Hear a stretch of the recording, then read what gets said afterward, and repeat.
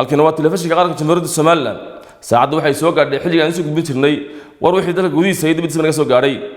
waxay idin akhriyo doonaan aniga Mukhtaar Cabdiruus Cige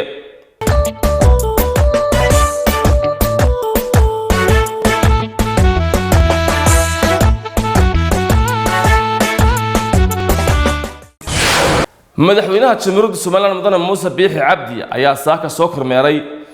goobtii xalay dad ku kacay ee magaalada Hargeysa oo ahayd suuqa weyn ee magaalada Hargeysa wasiirada wasaaradaha horumarinta caafimaadka iyo maaliyadda Jamhuuriyadda Soomaaliland ayaa ka qayb galay kulankii 3 biloodlaha ahaa ee heer qaran ee taakuleynta caafimaadka maanka warkaasi waxa inoo haya Axmed Cismaan Batuun wasiirka wasaaradda horumarinta biyaha Jamhuuriyadda Soomaaliland iyo wafdi uu hogaaminayo ayaa soo kormeeray mashaariicda biyaha ee ka socda gobolkaasi Awdal dhinaca kale waxa wasiirku xariga ka jaray xafiiska wasaaradda biyaha ee gobolkaasi Awdal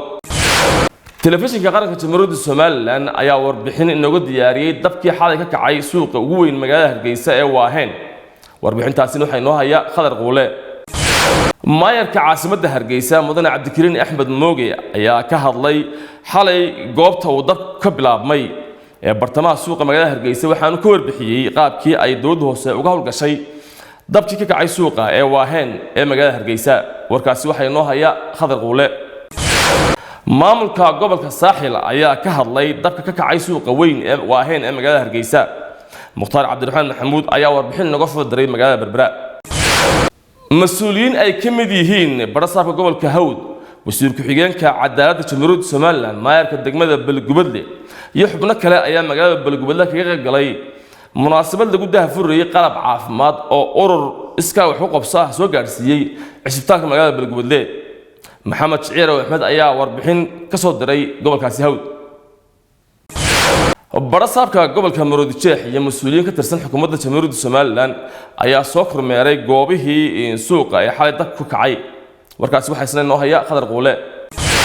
hay'adda Amuud Foundation ayaa deeq raashin ah gaarsiisay ilaa 1,000 qoys oo danyar ah oo ku nool gobolada Togdheer iyo Buuhoodle Maxamed Diris ayaa warkan naga soo diray magaalada Burco waa tahay daawadayaashaasi waxaanu ku soo gabagabeynaa war wixii dalka gudihiisa iyo dibadda naga soo gaadhay waxay la socodsiinayaan anigu Mukhtaar Cabdiruus Cige